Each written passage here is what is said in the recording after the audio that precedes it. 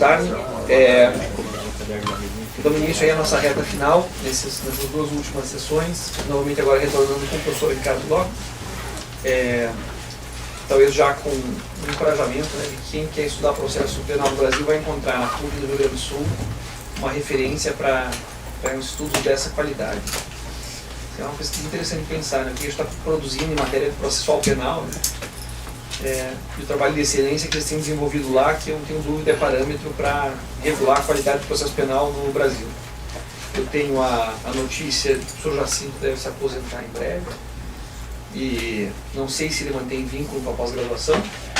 Hoje essa questão de credenciamento na pós-graduação é muito mais uma questão talvez política do que acadêmica, né? Já vi em episódios anteriores, espero que sim, mas o fato é que a gente tem que começar a pensar também em abrir novas fronteiras, né? E eu, como disse ontem, tenho certeza que a PUC do Rio Grande do Sul é, digamos, o bastião dessa, pelo menos em termos, né, de quantidade e qualidade, onde se concentra essa possibilidade de fazer direito processual penal, uma perspectiva crítica, a partir dessas matrizes que, enfim, uma delas é a crítica ao autoritarismo, né? A descoberta, a identificação, o anúncio, né, das matrizes autoritárias do processo penal brasileiro. O que a gente passou ontem foi um pouco isso, né? Tentar ver, não só a partir dos contextos socio-históricos concretos nos quais o fascismo e o nazismo, né, se produziram uma análise tipicamente sociológica do fenômeno nazista como um fenômeno vinculado, né, à classe, ao contexto histórico, à luta imperialista, etc., etc., mas também ver que isso tem um envolvimento, né, que é perigosamente perene, né, e às vezes nos mecanismos que parecem ser capazes de impedir a emergência do fascismo é que ele estabelece as suas raízes mais fortes. E essa angústia da identificação, que acaba coincidindo ao identificar, anunciar um mecanismo de promoção, né, da redução das liberdades humanas, passa por esse tipo de análise historiográfica, bibliográfica extenuante, né? E achar em cada nota de rodapé as contradições daquilo que pode fazer a máquina girar em sentido oposto. Então, a gente terminou ontem trabalhando digamos, a herança intelectual, né, de Francisco Campos e as suas primeiras incorporações na doutrina processual penal brasileira, e a partir um pouco daí que a gente continua. E vocês têm novamente o privilégio de ter o professor Ricardo Glockner. Vocês têm mais ou menos pensado o intervalo, quer antecipar isso? Pois é, eu já comecei tarde, já vai ser tarde. Vamos, não sei lá, 4h30, quem sabe? Tá bom. 15 para 5. Enfim, tem uma situação aqui, de ubiquidade, tem que estar lá e cá, o sujeito não consegue aplicar um trabalho, mesmo deixando tudo pronto. Então vocês imaginem o drama, eu vou tentar me concentrar, enfim, 15 para 5, talvez, eu acho que é um horário bom para conseguir dar, então, o gás no final. O projeto, pelo menos nesse pré-intervalo, é de tentar cruzar a constituição da doutrina, diria, não propriamente fascista. Eu não vou discutir uma teoria fascista, porque ela não existiu. Foi tratado uma teoria liberal racionária cooptada pelo fascismo. É disso que se trata, portanto, e eu começaria a dizer uma coisa. Nenhum regime político conseguiu montar uma estrutura organizacional sem a participação dos juristas. Portanto, eu vou na contramão, no contrapelo de toda a historiografia jurídica que procura, de alguma forma, reabilitar juristas que tiveram um compromisso significativo com as posturas autoritárias, mesmo que isso venha negado, geralmente, a partir dos próprios juristas. Então, quando vem um historiador, não é o meu caso, mas quando vem um historiador, e eles apontam os dedos para os juristas, isso causa um certo, no mínimo, desconforto, mas não raro, reações muito fervorosas em contrário a imputar aos historiadores algum tipo de mau entendimento sobre as questões que foram nutridas no estabelecimento, então, de um corpus. Então, o corpus fascista, ele pressupõe claramente uma doutrina servil, uma doutrina jurídica servil. Isso me parece ser o elemento fundamental. Tá? Então, assim, Esse cara vai morrer. Vai, por isso eu já disse, eu prometi pra ele, tem uma banda, vai vir Jacinda. A maior punição que eu posso fazer em compatibilidade dos direitos humanos é chamar o Jacinda. Já que as torturas estão vedadas, eu teria me inclinado, se fosse uma questão simplesmente pragmática, eu já tinha implicado ele em algumas, várias modalidades de tortura. Respeitando, claro, prazo inquisicional de máximo 15 dias, 3 vezes ao dia. Bom, então vamos lá. Para poder apoiar um pouquinho do que eu disse ontem, a questão do pensamento autoritário brasileiro, ele está numa nível de discussão que é o nível em que as coisas se dão de uma maneira política e na redução da democracia há uma espécie de participação tutelada da população. No ponto de vista do direito brasileiro e de como os processos codificatórios se deram no Brasil, assume um importante papel o Francisco Campos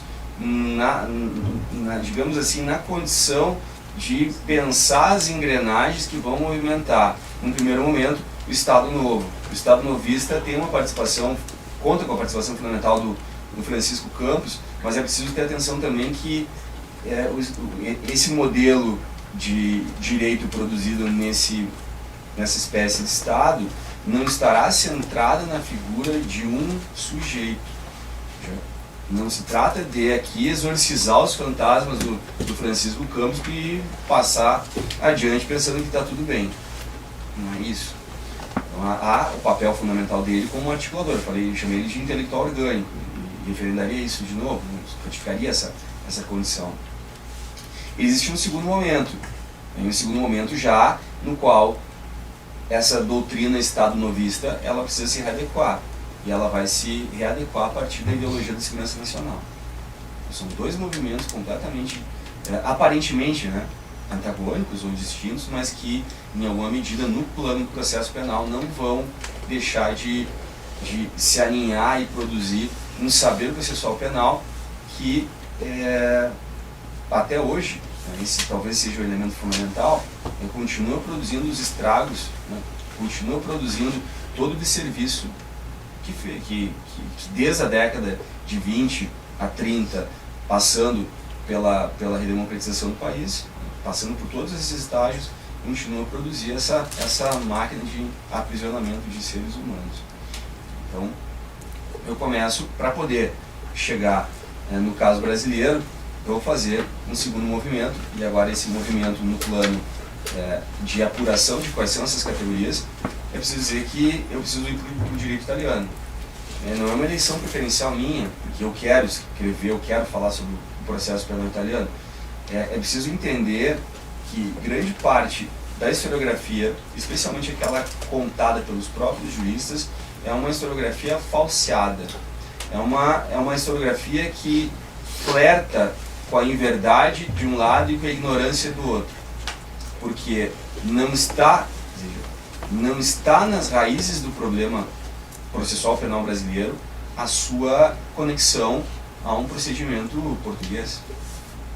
Em que pese existam nítidas influências, existam reflexos do direito português, isso é indelével, é evidente que você não apaga uma colonização e constitui um marco zero da significação, mas a estrutura e as categorias de processo, elas são fundamentalmente italianas. A escola moderna, a escola contemporânea do processo penal é italiana. Veja, na Espanha, em Portugal, não há uma escola, ou não houve nesse período uma escola de processo penal.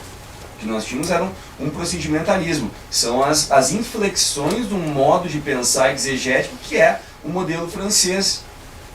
Se a escola, por excelência, quando nasce, ela nasce como teoria do direito, e nasce na Alemanha, Áustria, Alemanha e Hungria, esse é o cerne da base processual, ela só adquire organicidade quando ela cruza para a Itália. É a Itália, especialmente a partir da famosa escola chioventiana, que as coisas vão se determinar num determinado corpus organizado e sistematizado de conceitos. O Giovenda é conhecido por sistematizar. A escola giovendiana é chamada de escola sistemática do processo penal.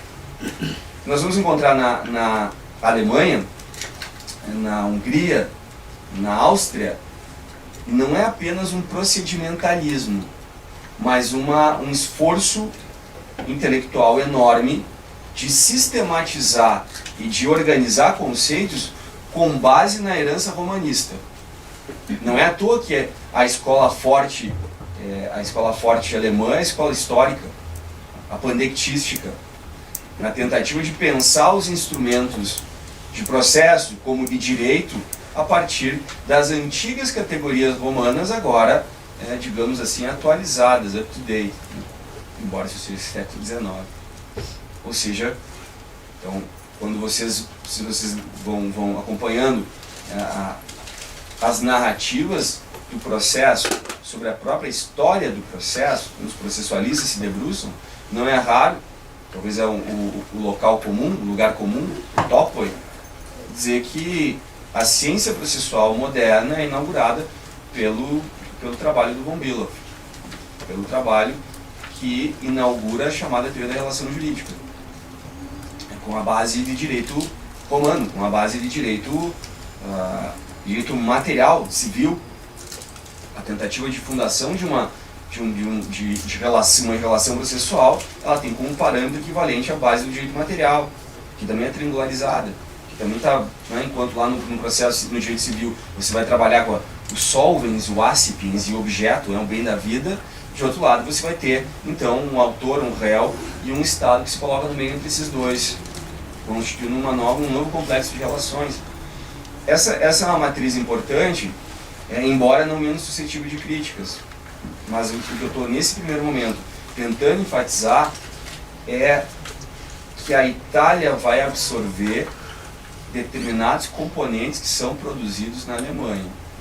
E quem faz esse trabalho é especialmente o que eu vendo a partir da teoria do Wahr, do Adolf Wahr, que é o grande autor de processo civil, embora o Billow tenha escrito a teoria da relação jurídica, né?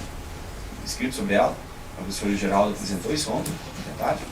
Embora o Billow tenha essa capacidade de construção de uma espécie de cientificização do processo, o grande autor, o grande intelectual é o Adolf Wahr. Essa influência maior em termos do que eu venda, o Franz Klein e especialmente o Código Civil da Áustria, o Código Civil austríaco, que é um código autoritário. Isso é um fato que é reconhecido por todos os processualistas civis, é que o Código austríaco é um código autoritário, um código que ele promete um certo esmagamento do indivíduo em detrimento de uma composição heterogênea das forças estatais. Agora, se essa é a matriz giovendiana e que ela é importada para a Itália, então a partir disso é que se vão constituir determinados saberes processuais também penais na Itália, não é preciso desconsiderar, não podemos desconsiderar que a própria Itália tem a sua história, mas a história pré-giovendiana é a história do procedimentalismo. Então, em primeiro lugar, o que marca como processo toda a construção, não apenas teórica, mas de trabalhos, de codificações, é um modelo francês. É um modelo francês assentado na premissa das escolas exegéticas, né, da exegese de textos. A França nunca conseguiu fugir disso. Vocês experimentem procurar grandes teorias de processo na França. São muito poucos os autores que escrevem a partir de conceitos mais sistemáticos, são autores que vão estudar fora, ou que tem uma grande influência de outras escolas, mas não propriamente a França.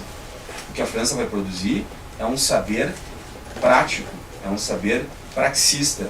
Por isso a França nunca teve grandes problemas em termos de codificação, porque não há disputa de saberes conceituais. Pensem sobre isso. Como você tem um processo de codificação, grande parte do que atrapalha são as compreensões sobre as instituições. E quando você não tem isso, as instituições elas fluem. Não há debates prévios à concepção de como vai funcionar aquele código. Isso a França produziu. A França produz um saber procedimentalista, em termos de processo, e que vai marcar as codificações. Por isso que o código por excelência, em termos de codificação e de seu espelhamento nos demais países, é o código 1908, que é um modelo, digamos, bifásico, né? Por falta de melhor expressão. No Brasil se chama sistema misto, não pode ser um sistema misto, já dizia o Jacinto há, sei lá, mais de 20 anos, embora se continue dizendo, né? Se continue falando de sistema misto. Os italianos falam um processo misto, que não é a mesma coisa. Não é a mesma coisa.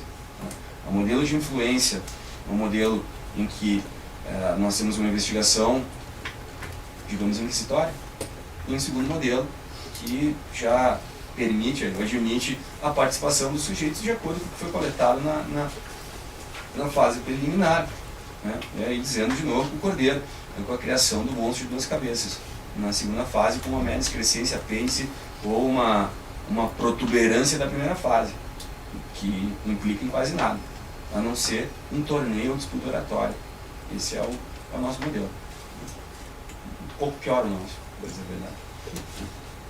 Então, tudo isso, eu preciso dizer, a Itália também tem a sua pré-escola sistemática.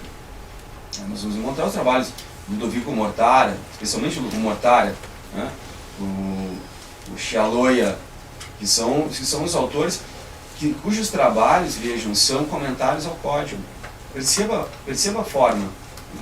O procedimentalismo, se eu pudesse, claro, eu estou sendo muito epidérmico aqui nessa redução, mas em termos imagéticos, você coloca um comentário ao código e você um tratado de processo penal. É muito clara a forma como é redigida, a preocupação conceitual em um e a mera tentativa de organizar resultados na primeira, nos comentários. Você pega um tratado, comentários ao Código Penal, e você pega o tratado do professor Juarez Cirino. Tem diferença? Tem uma preocupação conceitual, bicho. Tem toda uma preocupação com antes de como as coisas acontecem. Eu não posso deixar as instituições fluírem sem que exista um compromisso de controle sobre como elas se organizam. E mesmo com esse perspectiva de controle, você não consegue organizar, pensar e estabelecer exatamente como as coisas vão se dar.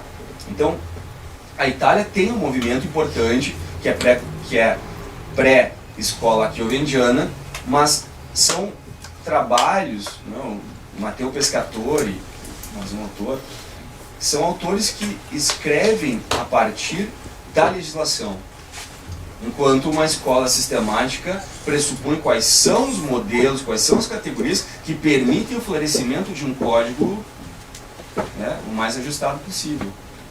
São dois movimentos diferentes.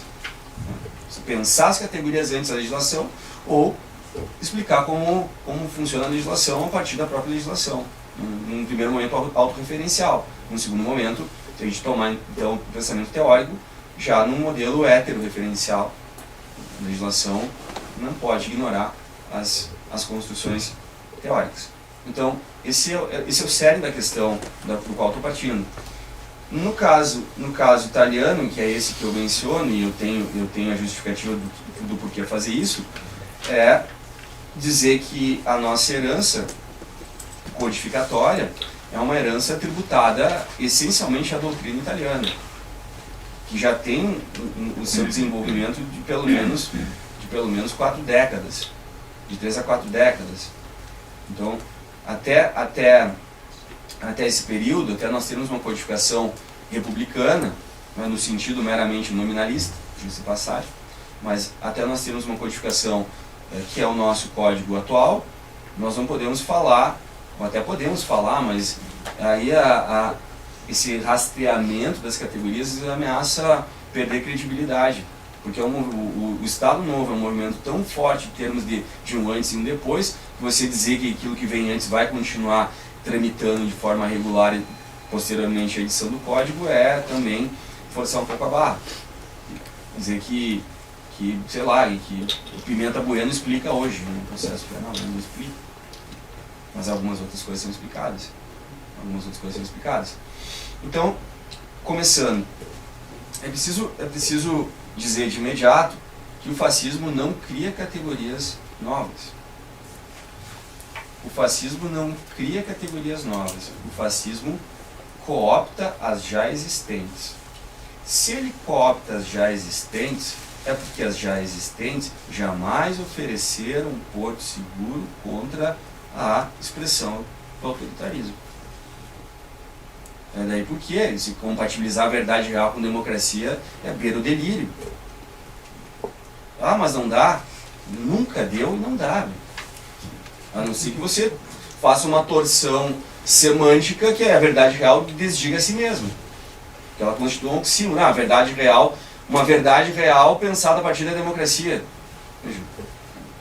Não dá. Porque aí nós começamos a nos movimentar em campos que são o do nonsense.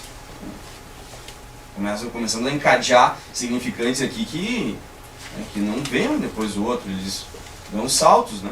Dão espirais. Então, o fascismo ele vai abarcar, vai trabalhar as categorias que são as categorias liberais. Embora há uma marca por excelência desse liberalismo. Também, quando estou falando liberalismo, eu estou falando liberalismo jurídico, bem claro. Não vou abraçar, embora pudesse fazê-lo pela via do liberalismo político, do liberalismo econômico. Claro que tem relações aqui, tem muitas relações aqui, mas eu não tenho tempo para poder fazer isso. Então, vou me centralizar na questão do liberalismo jurídico, de como ele é constituído. Se nós tomarmos em consideração o liberalismo jurídico tal qual ele se apresenta na história do pensamento criminal brasileiro, há uma espécie de confusão com a chamada escola clássica, que por escola clássica jamais existiu, senão que foi um batismo do Ferri para dizer que tudo aquilo que antecedia era um pensamento superado e, portanto, você nomina retroativamente para poder fundar alguma coisa. Isso é um movimento. Para você poder fundar alguma coisa nova, você tem que dizer que o que está para cá é velho. Só existe inquisitório porque existe acusatório e vice-versa. Qual é o sentido de falar um acusatório se não existe um inquisitório? São categorias que são polarizadas porque elas trabalham, operam a partir de uma construção contrafática. Mas não é disso que eu quero falar. Então, o fascismo ele vai se ocupar de um resgate das categorias liberais, mas eu acentuo, o liberalismo do qual o fascismo se apropria para edificar um código e para sustentar um código por mais 60 anos é fundamentalmente uma determinada espécie. É um fascismo, é um liberalismo, digamos, esquematizado, é um liberalismo sem relação de justificação externa, é um liberalismo marcado pelo que se pode chamar de tecnicismo jurídico, que, de regra, no Brasil, de forma também contraproducente, é apresentado lá como uma derivação, né? Depois do positivismo vem o tecnicismo. Dá vontade de abandonar tudo, né? E é a maioria dos livros de direito penal. Vamos fazer uma ruptura. A gente vai ver que não é. Ou ainda, né, o tecnicismo como um paradigma que depois foi, isso é pior, foi abandonado depois da terça escola. Aí vem o Alimena, né? Aí vem o Alimena, vem o Carnevale, vem o Palomene, aí não tem mais tecnicismo. É um problema sério do penalismo brasileiro de pensar que dá para fazer história a partir de esquemas, estándares, né? Vem esse, depois vem aquele, vem aquele, vem aquele. Hoje chegamos, né? Sabe-se lá onde. Vale tudo, ainda tem gols. Então, como diz e aqui o Antônio Manuel Espanha, tem um texto importante, é um artigo na realidade, chamado Os Modelos do Liberalismo, do Fascismo e do Estado Social, Continuidades e Rupturas. Esse texto está disponível em PDF. Basta olhar no Google. E ele claramente vai dizer que o fascismo ele não amputou o pensamento jurídico do liberalismo. É o Antônio Manuel Espanha. É um português, é um historiador de direito. O professor Geraldo mencionou ele ontem. Depois eu mando para o Maurício a biografia completa. Tá? Eu realmente não consegui mandar porque eu não acabei de escrever o troço. E preferia mandar ele pelo menos revisado, né? Depois salta algumas coisas lá, o cara bota no Google, eu tô perdido por causa da vida. Não, mas não era isso, né? Então é melhor, pelo menos, fazer uma revisão mínima. Mas, girar o Manuel Espanha, eu gosto de citá-lo porque depois não... Ah, o Manuel Espanha, então eu respeito, se eu que digo, então tá errado. Mas, diz assim, ó, muitas categorias pós-fascistas, como constituição material, equidade, abuso de direito, são parentes próximos das construções centrais do direito fascista. Talvez vocês tenham ouvido falar do modelo cooperativo de processo penal, de processo civil. Código 40 italiano. Fantástica revolução constitucional, como dizem. Sim, porque quanto mais você acentua poderes judiciais, mais incrustado você está na perspectiva de concepção publicística de processo.